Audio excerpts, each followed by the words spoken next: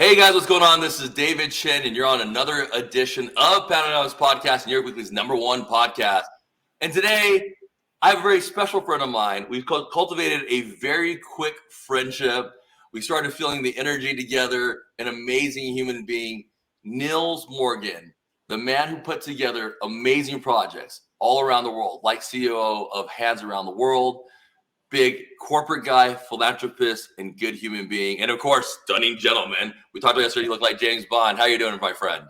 Very well, David. Great to catch up again. And thank you for the opportunity to chat about some of the ideas and things that I've come across and some of the projects that I'm involved with. So, unfortunately, have a pretty amazing run. So.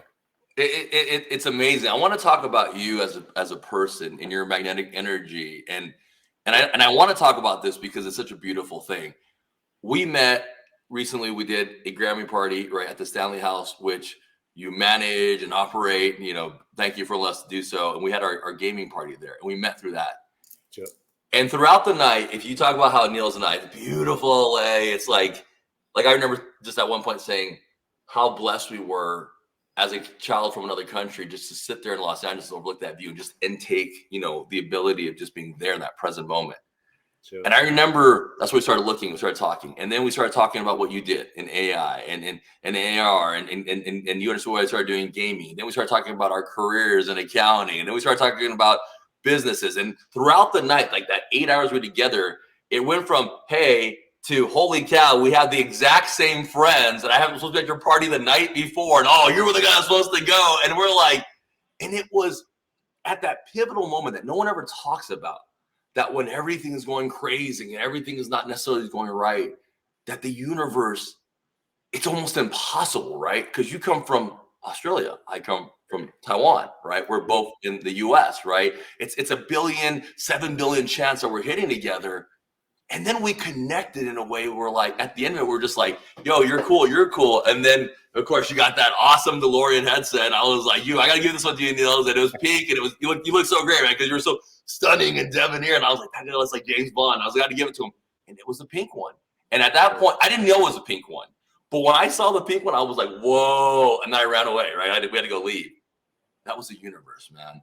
And it's those magic moments that make it great. And that's why I want to preface this discussion, man. I mean, tell us about that. It's amazing as I've traveled through life, and people have often asked me, how I got connected to some of these pretty amazing people. And I don't know if it's fate or destiny or what it is, but there's certainly some higher plans at work, you would think. So, my things. I'm originally, as I mentioned to you, from a small country town in Australia. Grew up on sugarcane fields, but I had an amazing sort of family background, and I was just taught, I guess, sort of kindness and, generosity and welcoming your neighbors and all that type of thing. But also, I think, coming from that small country town, you're taught those old-fashioned values, right? You shake a man's hand and you do what you say you're going to do and just follow through on your word. And you don't bullshit people, because if you did that in a little country town in Australia, you'd be quickly kicked up the butt and marched out of town, right? So I've carried those values with me all through my life. I did pretty well at school, and then studied originally in computer science and business, and kind of retired early with did some pretty interesting tech stuff in the financial sort of area. And my mentor at the time, he said the best thing you can do is travel the world. So as a young person, so I literally got on a plane and traveled the world for 3 years. So I sat in London and traveled all throughout Europe, Alps, did all these crazy sort of things. But one of the most profound experiences, I spent 9 months back through Africa, which was really, really sort of life-changing, right? So started off in the pyramids, went down through East Africa, climbed the mountains of the moon, the Ruunjuru's on the border of Uganda and the Congo, got stuck in quicksand, stared death in the eye and made it blink a couple of times, and slept out on the Serengeti with lions, and down the Zambezi, Okavango Delta, and you just saw like the cradle of the earth, right? Like where humanity really sort of stemmed from. And I was fortunate to see, sit with the gorillas and see some of the chimpanzees, and ultimately, you just know your subconscious sort of starts to play out. And now that I'm, in the midway part of my life, I was very fortunate 10 years ago. I was on a plane between Beijing and Shanghai, and I was doing a completely different sort of work. As like you, and where we had a little bit of simpatico, I started off with the Big Four, and went through that consulting type of sort of background and things, and managed to build up a pretty big sort of company back in Australia back in the day. But I was bringing money from China into Australia at the time around the mining boom, and I sat on the plane beside this amazing guy called Bob Block, and he invented pay television. So we got to chatting. I was organizing some TED Talks, and he was lecturing around the world on entrepreneurship, basically. And he just said a couple of profound things to me on that plane ride. He said, first of all, life is broken up into thirds. The first third of your life you learn, second third you earn, last third you return. That's a rich, rewarding life, right? So he was mostly giving away all his money around the world and inspiring younger sort of people and things, and sharing some of his stories and wisdoms and things that he sort of had gone through. But he was, we just really got into it. And his wife had just sadly passed away after 50 years of marriage. And he said, my wife went through her life not trusting anyone until they earned her trust. He said, I went through my life trusting everyone until they disproved my trust. If I reflect back, I had a more enjoyable life. So meaning it's better to be open and, welcoming people into your life. And, they might screw you over. And, I'd just been screwed on these couple of big Chinese deals and learning some tough sort of lessons. And he said, Neil, this one time I was setting up cable television and across sort of Europe, and I was with my best friend, and 18 months in the making, my best friend goes behind my back to the French president, cuts me completely out of the deal, and I put $7.5 million of my own money into it, which was a lot of money back in the 1970s. I said, oh, Bob, you must have been devastated. He said, Neil, ultimately he lost me. And he just had this core sense of self and integrity, right? And sadly, he passed away about a year or so ago. And but he had kings and queens at his funeral, and people just singing his praises, and he won the Atlas Award for one of the top 200 thinkers of the last century. So it was a rare privilege to just meet someone like that. And Wow. It's crazy when I hear about these stories and things you talk about, man, and these relationships in the universe. And I loved hearing the third that you learn, the third that you earn, the third that you return. Pretty good at remembering stuff. I wish I could do that for school, though. Yeah. That's such a deep thought. And I think now in the midpoint of our lives, right? In the midpoint of our lives, you start to wonder the earning and the returning side of it. How can we help? How can we bless? How can we continue to do things? How do we measure things, right? We used to measure by money. How can we measure by capacity and help? And you did those things because you did the hands around the world, right? And let's talk about. We're in the middle of it now, right? Yes. Again, right. I can talk to that in a second. But. Right. You did things like that. You put it together where you understood that universal truth of helping and letting people know the greater message, But you came from the finance world, right? So and I guess ultimately, I'd been involved with tech a lot, and probably like yourself, put a few deals together and things, and been fortunate that I'd placed a lot of senior people when I was running my own international executive search firm. So I'd met some of the best brains in the world. And my other mentor was Ken Cragen, and Ken was a remarkable guy, right? So he created the song "We Are the World" with Quincy Jones, and was Lionel Richie's manager, Dolly Parton's, Michael Jackson, some of the biggest artists in the world. And we just got to chatting, and I'd been mucking around with this hologram technology, and we met with Snoop Dogg's son at the time, and they were trying to do a charity event and recreate a thing called Hands Across America that Ken also did in 1985, where he got 6.5 million people to hold hands from New York to Los Angeles across the entire country, before mobile phones, if you can believe that it was such an amazing sort of accomplishment. So I'd been mucking around with this hologram technology, and everyone had always been asking Ken to sort of recreate, Hands Across America type of sort of project. And he said, look, once something that big has been done, it's hard to replicate it. It's got to be done something that's even bigger or more imaginative. And he said, the crazier it is, the more people talk about it. So I came up with this idea on the spot to try and get 1 billion people to hold hands around the world for climate change using a virtual selfie chain, because everyone's into selfies, right?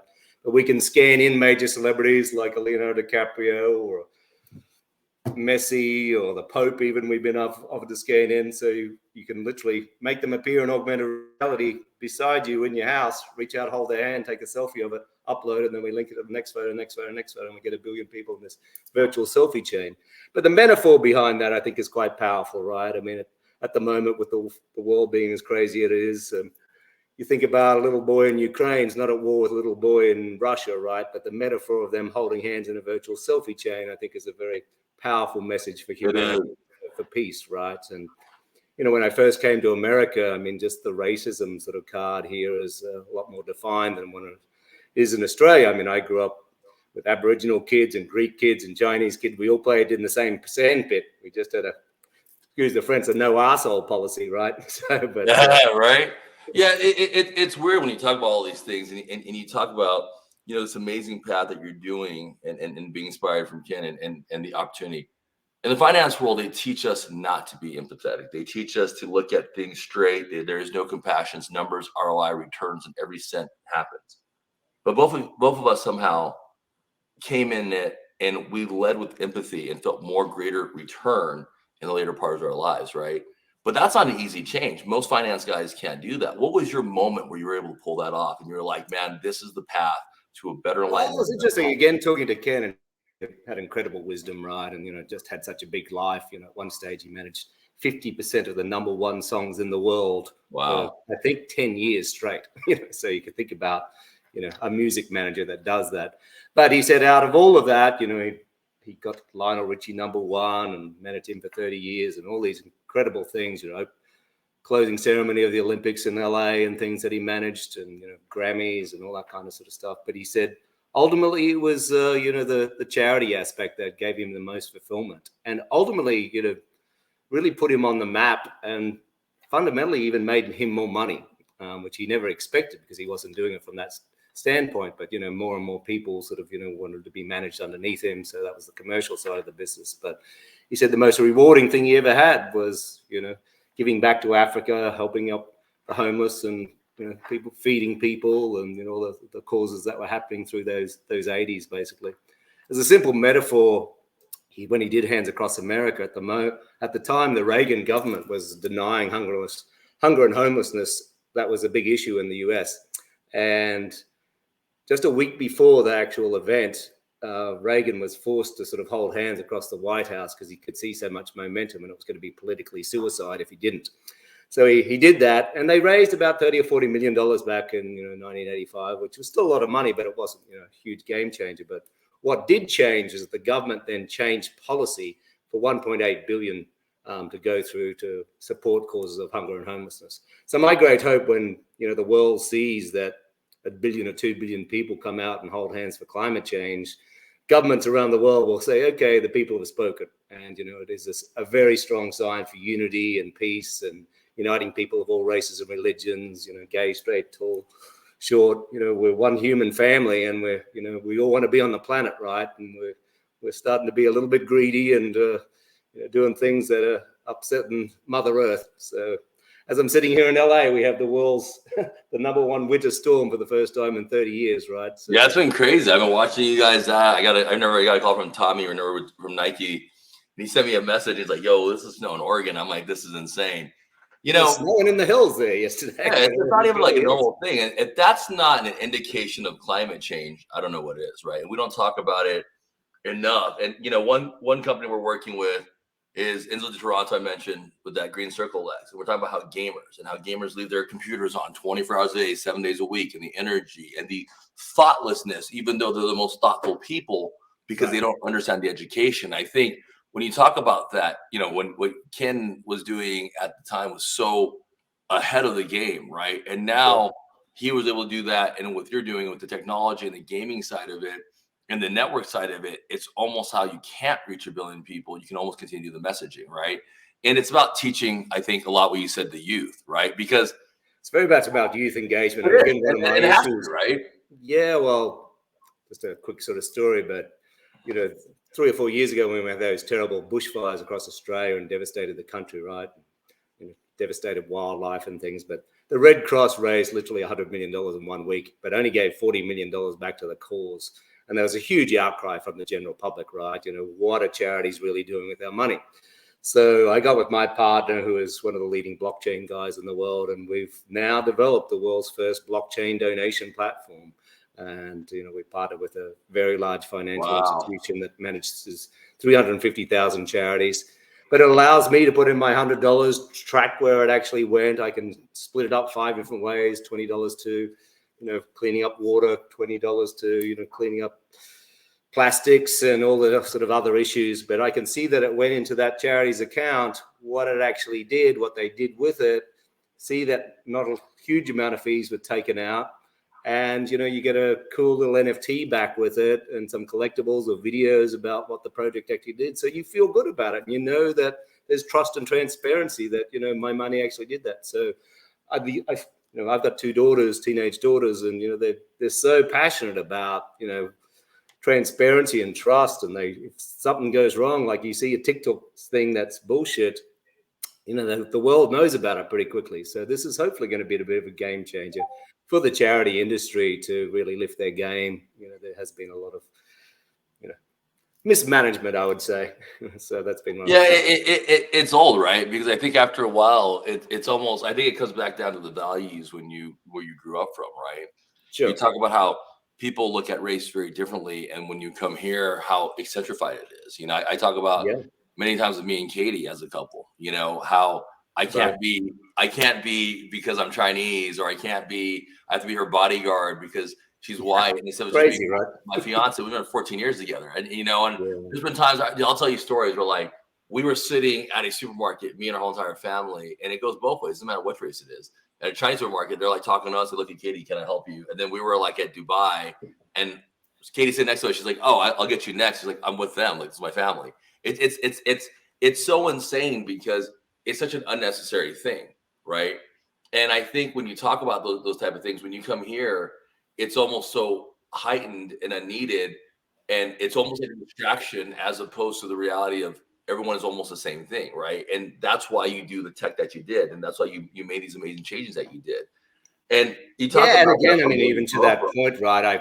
People say, how did I, connect with Bob and Ken, and my other mentor managed Bruce Lee, and he was the biggest Hollywood agent in the day and things. And I think ultimately, like, there is an energy resonance, right? I mean, old souls recognize old souls, or there's a mindset, that sort of brings people together, right? I don't think anything's necessarily right and wrong, but, if you're elevating at this particular area or giving out that type of high energy, you tend to attract people with high energy and drive, right? Let's talk about this. This is important. Yeah. I love that you brought this up because people don't understand that. Someone doesn't understand that.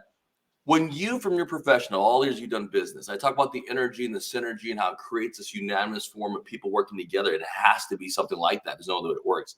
Sure. Define what that is. Tell me what that means to you and what that level is, because it's an above level. It doesn't matter level. It breaks what they call the matrix or whatever it is. It's a macro level type of thinking. Explain what you mean by that. Well, it was interesting when I first came to LA. I mean, there's a lot of nonsense here, right? A lot of people talk a big game. I said to a guy the other day, if you just give me 2 more lies, I can complete my book. I just couldn't believe the nonsense. I call it Disneyland for adults because everyone believes their own fairy tale, right? But, coming from the values that I did and, living in London and Hong Kong and being exposed to, I guess, a bit of a worldview, you just, I trust my gut a lot more. When I first got here, I was meeting these big celebrities and things, and I found half of them had never traveled, didn't speak any other sort of languages, had a very limited sort of worldview. And, people like yourself that have traveled and done some bigger projects and things, you just kind of get it. And as soon as you start talking, you feel a simpatico, right? And it is this weird energy. And, I had a lovely quote the other day. It said, the spirited horse within itself will strive to win the race, but with the slightest bit of encouragement will run even faster. Wow. So finding people that kind of get you, maybe with you and your fiance, right? I mean, when someone gets you, we're used to out there driving business and doing sort of big things, but you come home and go, geez, I just wish someone would give me a hug, right? They do that and you vent about the day, and then you do the same for them. You feel like you can conquer the world the next day, right? So it renews that energy, and that power of 2 becomes the power of 10, I think. It's amazing, man. And I want to talk about that because that was what we talked about initially. It was that energy. Sure. It's a really weird thing. People, when they talk about these work groups together, like, oh, the next table is people who are talking about money. That's not the next table. The next table is people who want to help the world and generally don't give a fuck about what you're doing, and they're not hating on you, and they're working with you. That's the top level. That's the energy, because that one takes away all ego and pride, because everything is so irrelevant at this point, because you could die tomorrow. There's just no relevancy, right? The only relevancy is what you can leave and help the world. And from your mission statements and everything else, that's where me and you connected, man. And I'll say this right here. I can, even now, when we talk about, look at the smiles on our faces. It was so unexpected. But when you put yourself in that mindset, no matter how difficult it gets, the universe will come back with these type of signs that's telling you that you're heading in the right direction. And you're the most discouraged at the point that comes in, right? And it's beautiful, man. And I love again, that. and people don't see the hard work that sort of puts you into that rarefied air, right? I mean, people said, "Oh, how did you meet Bob, and why did you resonate with him?" and things. And I said, "Well, you didn't see the 20 years of hard work that put me at that pointy end of the plane, at that particular sort of time." And this guy was just in jeans and a t-shirt. I was reading a book on philosophy, and he said, what are you reading? And we were sort of started chatting about that. He didn't even tell me who he was for a few hours, right? But then he sort of opened up. I kind of put myself in that opportunity, and then I seized on that opportunity too, right? But there is a mental connection, and you just feel it in your bones. I find, when you're actually sort of talking to someone and say that's a person with a kind heart, good vibes. Whatever it is, there's a mystery to it, right? I mean, they're working out now that your stomach has, brain cells in it, and that gut feel is actually your brain doing something subconsciously to tell you, okay, I can trust this person. There's a resonance here that we can, maybe combine and do something amazing with. So I pinched myself, like as you said, the Stanley House. My friend that owns that house literally is worth, multi-billions of dollars. And he said to me, he said, "Neil, you're one of the first people I feel I can trust in this town." He said, "I've been screwed over a lot." And he kind of gave me the keys to his house, right? And yeah, literally, right? And it was a beautiful house today. But again, I think, people that have probably a little bit of more wisdom and, had a few more bumps along the road, you sort of learn some of those lessons, and you can make decisions very quickly after that. This is so funny. Me and you were texting back and forth yesterday, right? You were working with some big person. If you want to talk about it, you're more than welcome to. Sure. And you put it on the gram, and we were talking right before that, and to get you on the show, right? We become quick friends. Well, me and Sean, probably 4 hours after that, Sean had no idea I was talking to you. He's going to be on the show today. Sean's our partner at NACL, great guy. Sure. We were talking about the business, and something had happened, and of course, discouragement comes in. And Sean goes, "Do you remember season 5 of Ballers, episode 3? And I'm like, "What are you talking about?" So he makes me go look at it.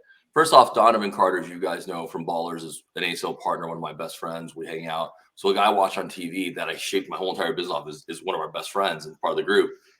And the freaking scene was at the house that we were in. All right. Cool. The house that you have.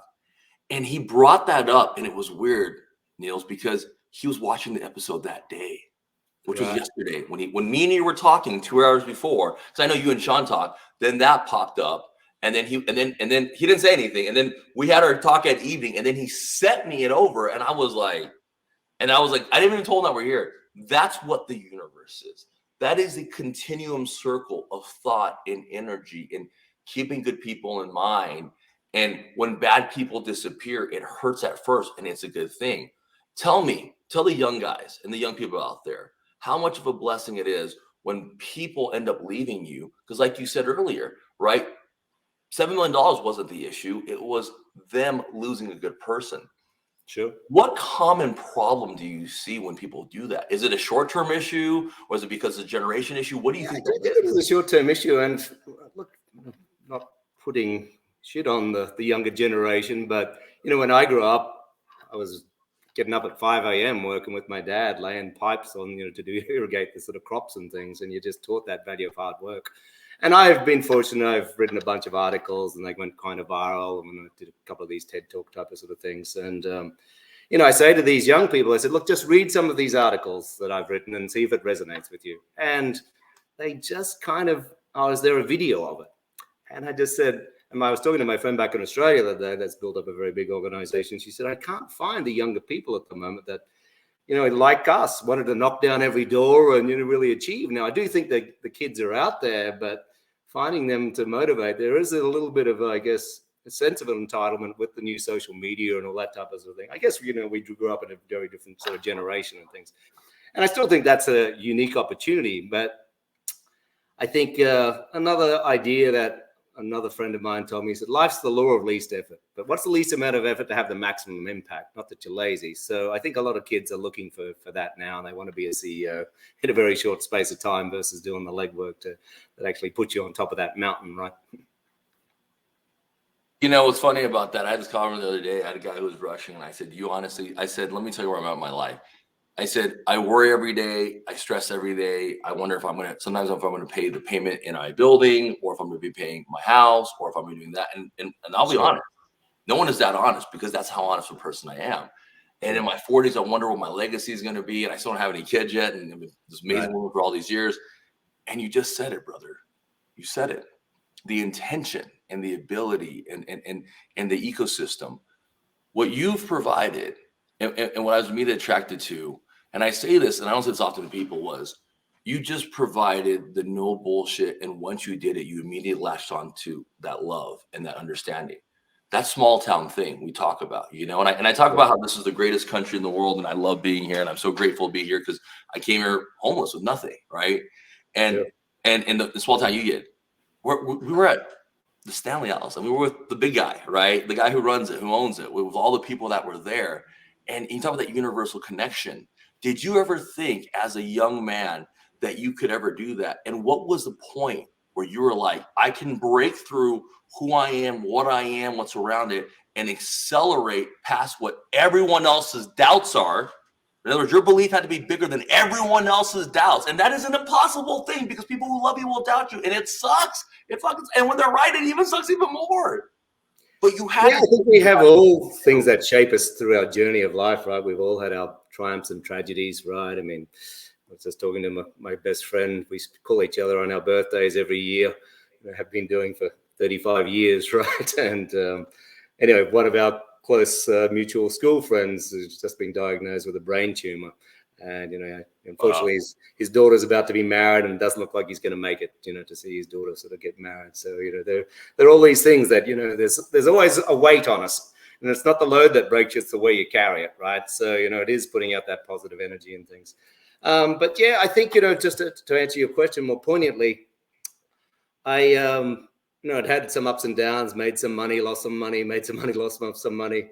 I came out here and, again, I was very fortunate to have these incredible mentors. And I just always grew up respecting my elders too. And, teach me how much you can, I've just had that sort of attitude.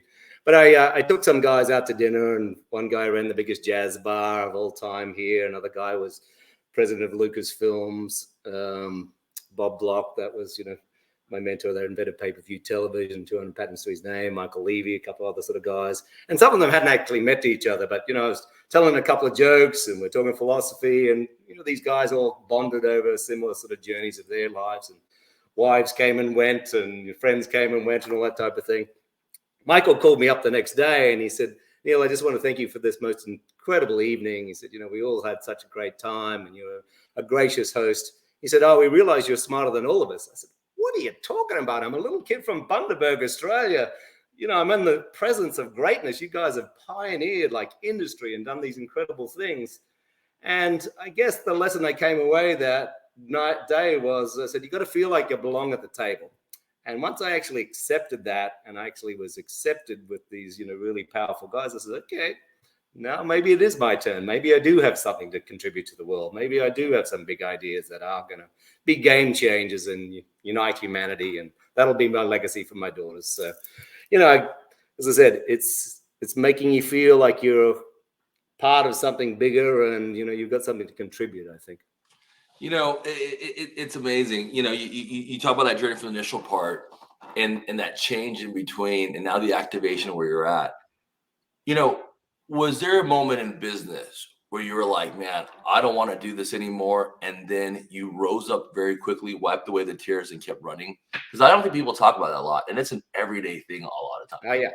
Fall down 8 times, get up 9, right? Right. That's right. That's right. And what experience did you learn from an experience like that? Can you give us an example of something that happened? Yeah, well, I was in a very terrible car accident in Africa, actually. I was head on with a semi-trail.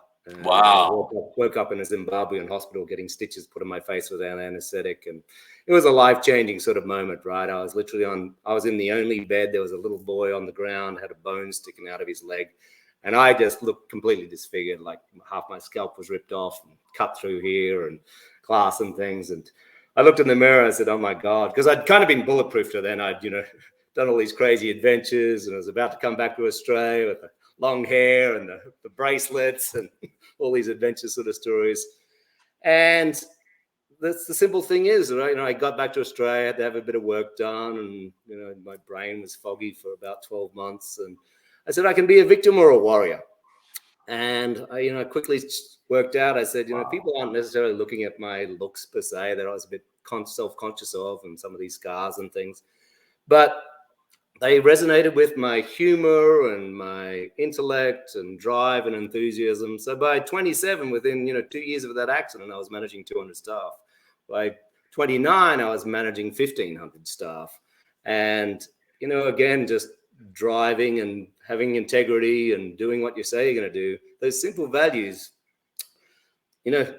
as simple as they are, resonate with people, and that builds trust with clients. It builds trust with your staff. And I guess, not everyone has that innate sort of ability. I hated managing people, to be honest. I mean, I had like people my age now whinging about Joni said to Billy, and I said, just pick up the phone and talk to the client. And I'm sorry, what did you say? What you find very easy, a lot of people find very difficult. So, it is a little bit of resonance and things.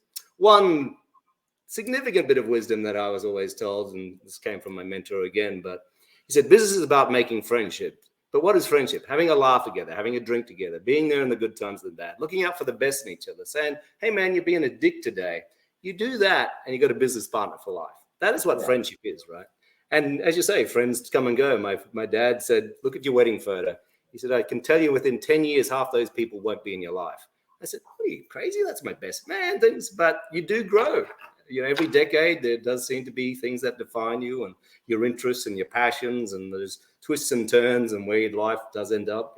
Little boy from China is now in America. Little boy from Australia is now in America. And God, I was here 6 months. It was on the front page of Variety magazine. You just pinch yourself. I said, how is this possible? But I was just doing exactly what I'd done all my life. And I guess people that in power and recognize that integrity, because the essence of everything successful, right? So that's what bubbles you to the top. You know what's amazing about integrity, and the one thing that you said was pretty important was pick up the phone. This drives me nuts in management.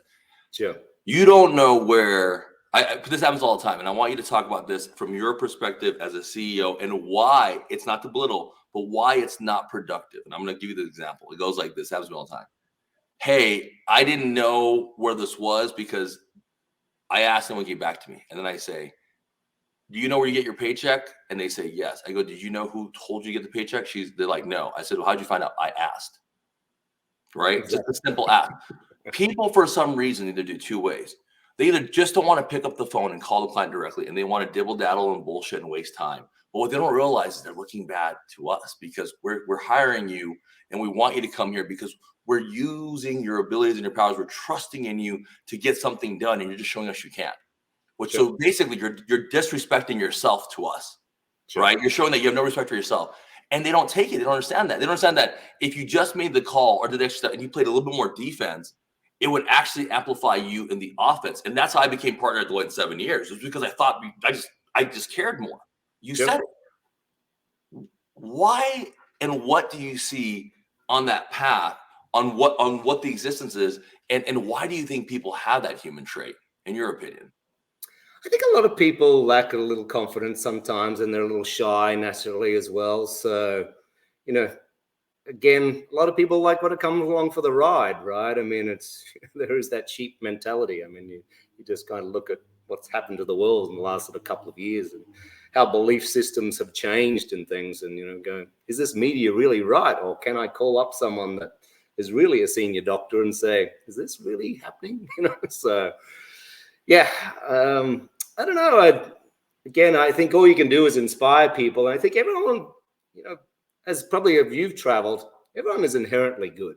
I mean, there's not too many people that are really trying to screw you over, but they're doing but everyone's in a different journey. I mean, I know when I had some business partners fall out, like one friend was going through a really bad depression and was, in the middle of leaving his wife. And, there's all these other things pulling him in different directions. There's always that stuff going on in anyone's sort of life. But as you say, you're in a professional environment and work, and there is an expectation to to do that, but you just got to set those expectations pretty quickly. And I have a 3-effort rule. You make 3 efforts and people don't respond after that, it's bye-bye. It's pretty amazing. I like that 3-effort rule. The other thing that you're really big in, no one talks about, is you do capital. You talk about fundraising and sophisticated business and global impact. Sure. When you get 100 projects a day, right? What amplifies you? What are the steps as an entrepreneur right now that's listening would be like, this is what I have to do, or that someone like you is looking at to get funded? What are the things that you look for? Obviously, it's got to be a good idea, right? And one of the mistakes I made, was probably trying to do too many things to too many people. So again, I think you can only really focus on 2 or 3 projects that you can deliver on. I mean, you chase too many rabbits, you don't catch one, right? But if you chase that one rabbit and keep your focus on that, you're going to nail it. So that's a simple idea behind it. I think, again, it's the team around you. Another quick story, when I was doing my recruitment, I originally set up AT&T Bell Laboratories out of the US. They'd never done R&D outside of the US ever. And I put 6 guys together. And these 6 guys were sort of handpicked. They're all the sort of top 1% intellect, sort of academic type of sort of guys in IT and tech at the time. But these 6 guys invented interactive voice recognition technology for call centers, which made the company $2 or $3 billion. So it taught me early in my career, just putting the right 5 or 6 brains together, what you can accomplish. So I think you can't do anything alone. And if you do have the right team around you, it makes a huge difference. Look at Google. Started with 2 guys. It's a common story. It is. It's our 2 guys who just wouldn't quit. When it gets tough as a man, right?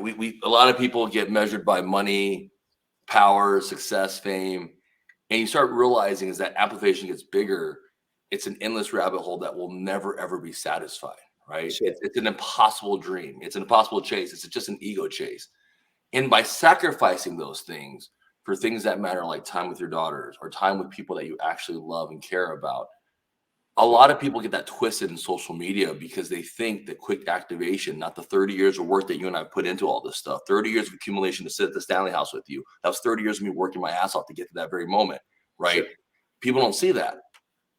As the universe is unfolding and pushing it through, and social media is pushing it through, what would you tell our younger audience as far as how important patience is and how important grit is in this journey? Definitely grit is everything. It's everything, isn't it, man? It's tough, man. People don't understand how tough that is. That's everything. Let's talk about this. Well, I mean, my grandmother always used to say, when God was handing out patience, you weren't in the line. So I've always been a little bit impatient to make things sort of happen. But yeah, it is that grind, right? I mean, entrepreneurial life is not for everyone. It's the wins and losses. It's, the things that go wrong. Tech projects particularly, they never go as smoothly as you ever think they're going to go. And, glitches happen. And, I launched one big project and I lost $2 or $3 million overnight because of one tech issue, right? We said it was going to work and it didn't. And,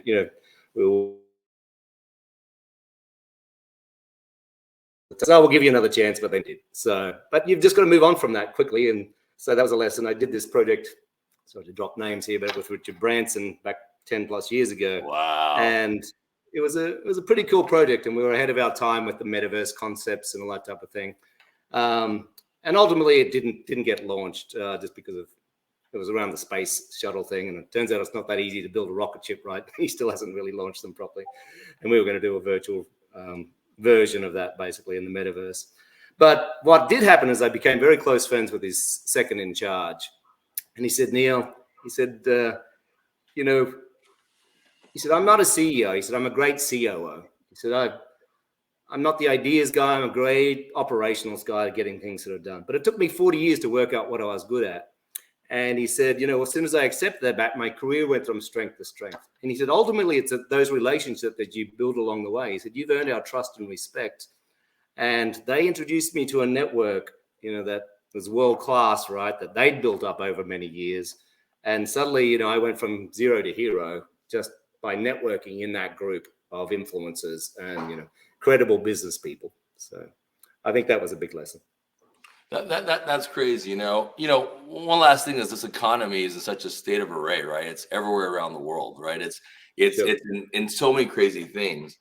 As you're looking forward ahead, as a business person, a capital raiser, an intelligent philanthropist, where do you see this global state going, in your personal opinion, and how can businesses benefit from it, whatever direction it's I heading? think it's an exciting time in the world, right? I mean, back when we were growing up, you had to make a widget and transfer it on a ship to go somewhere to do something. Now, and That's why I've right. been involved in, I think why I get so excited about the type of project that I'm doing and some of the tech things that I'm involved with in augmented reality. It's literally, I can have 6 guys sitting in a room and I can reach 3 or 4 billion people, in the space of a millisecond. My friend and I, we lost a bunch of money on another project a few years ago, but he said, "Oh, I'm going to get into this cannabis game, right? In America, you come with me. You're the best business guy I've ever worked with." And we were really like brothers, right? And we got each other and stuff. I said, "Man, I've never smoked weed. It's just not my thing. I don't want to be known as like a guy that sells drugs, for my daughter. Like, Right. right. So I'm going to get into this hologram stuff." Well, anyway, he fast forward 3 or 4 years, he's now worth 500 million, and I'm still sort of getting back on the gravy chain with holograms. But again, you just get that one big idea, which I'm working on now. We've just got funded, and I think I can out Trump him in a pretty short space of time, because you are on a global platform with technology these days. And a little kid in a little room in India can come up with an idea with some new technology and hit 100 million people in his own country, or a billion people in his own country, but then the entire world, right? So it's exciting if you can get into those lanes, but it's not as easy as everyone thinks too, right? No, I mean it's stressful, it's exhausting, it's tiring. I always tell people it's like being an actor. You basically go up, you talk to 50 people a day. It's like 50 auditions. You don't know, you wait. They talk to you in the end. They just ghost you sometimes, and then sometimes they steal your ideas, or sometimes it's your best friend who you told the audition, but that happens to be the business guy who sold the idea. I mean, it's everything and anything. It's just the same cycle. Whether you're an artist, a musician, a business person, Again, it's the it's same the circle. journey of life, right? I It mean, is. my mentor said, "Have you ever had an enemy screw you over?" And you think about that, right? It typically is your friends or people in your circle. You've given them an idea, you've told them something in confidence, and they do get a little greedy and I'm going to run with that. And next minute, they've lost a friend. And again, my journey in life, and I think where we sort of resonate very well, is that it is their loss, right? I've dated a few girls in LA, and they're all about the money, right? Gold digging type of mentality. And I just said, you've just lost a guy that actually really cared for you and cared about your career and could have made a few big introductions if you just, followed through on your word. So it's hard, but It there is. are the good Eagles. I always say Eagles don't flock. You got to find them one at a time, right? It's true, and I think that's a great message to the young guys: is your word and your commitment and your understanding and your ability to not try to do this and let greed take place. Because oftentimes, what you realize, the way that me and Niels met was we probably had 10, 20 friends in between us in events that were happening when we just met each other within a span of 24 to 48 hours, and connecting paths and connecting projects. And that's the universe always guiding it. And it Neil, does seem to snowball. I mean, that's my experience now it does. too. It does. And let me ask you this. If you, I want to wrap it up with this. If there was one piece of advice, just one universal truth that you believe in that you could give to our audience today, what would that universal truth be? Yeah, I don't know if it's karmatic or whatever it is, but think kindness. My nan, she'd always, I'd go over to her house and she'd sneak me a little lolly or something, and don't tell your mum and dad that I gave you these, or give me $5 or whatever. And it's just that kindness, right? And I'll share one personal sort of story, but she was getting towards the end of her life, and we had this nice beach house, and we we're watching the ocean. And I was sitting there, and we're having a little sort of picnic and things. And I said, "Nan, what's the meaning of life?" And she had a glass of lemonade in her hand, and she was sitting with her grandson, and this beautiful breeze, and the ocean was there, watching this lovely sunset. She just said, "Drink lemonade." And while that seemed simple, it was a metaphor for me to sort of seize the moment. Like, she was just absolutely enjoying that moment in life, drinking lemonade, looking at this beautiful sunset, over the ocean and with a grandson that loved her dearly and things. And I said, you got to seize those moments, right? Life is a series of moments as far as I'm concerned. You don't think about all those extra hours that you worked in. You think about these, wonderful times at the birth of your child or holding hands with your girlfriend and things. And, when I talk to some of these older mentors of mine, that's what their legacy is, right? The 7 or 8 big moments that have shaped them and determined their destiny. So powerful, man. I mean, it's such a beautiful thing. The 7, 8 moments in your life that shape your destiny, and these magical moments that you're actually acute in and present in. And I think when we're moving so fast, I know I'm sure, but I want to say this too, because you brought it up. That was the time when we just sat there, and we probably haven't talked about this. We both kind of looked at each other. We both looked out, right? I looked at you and I said, not bad for 2 kids from another country. And you are sure that's exactly what we both did. And you looked at me and you went, yeah. And it was also basking moment with the other eagle, right? That could really appreciate that moment and walk up to you and have that exact same connection, the exact same time, and just be grateful. And I think the eternal very much gratitude. And I think, again, I call it rarefied air, right? But it is a lifetime of good energy and putting out good vibes that put you into those sort of rooms and those type of sort of moments with people that you resonate with, right? And that's been one of my greatest joys, as I traverse through, these years. So Nils, what a beautiful story. Now, Nils, where can people follow you on your journey on social media as well as your websites and all the crazy cool stuff you're doing? I keep my social media a little private, as you know, because I've got a bit of a quirky Aussie sense of humor, so that's not for everyone. But www.hands.world. So that's our main website. On LinkedIn and things as well, so you can certainly hit me up there. But fortunate to work with some pretty amazing brains at the moment, and doing good work. We just signed up with DiCaprio's foundation for the charity side of things, and I'm doing some super cool AR type of activations on a world stage for some really cool guys out here. Wow. So you're going to see some pretty interesting stuff coming up the gate in the next couple of months.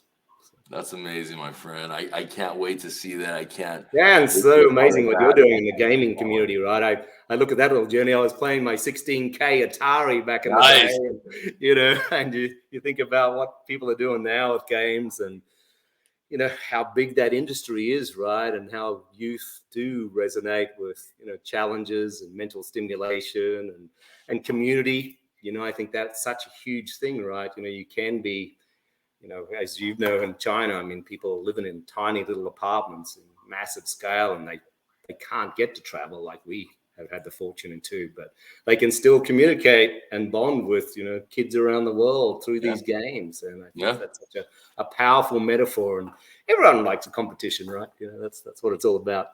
That's right, man. But like you said, the best part is uniting that, man. I could talk all day with you, brother. I appreciate you. You're such a busy person, but you're such an impactful person. Go follow my friend Nils. Check him out on his website. It is absolutely amazing. And more importantly, I can't wait to follow the journey path with you, man. You're such an amazing human being. I thank you for your time. For David Chen and Nils Morgan, another edition of a great Power podcast. Trust the universe, follow your heart, have empathy, and just do the right thing. And the universe will return. Believe in yourself. Thank you. Thanks, David. Hope there was a little bit of wisdom thrown in there at some stage. I appreciate it, my friend.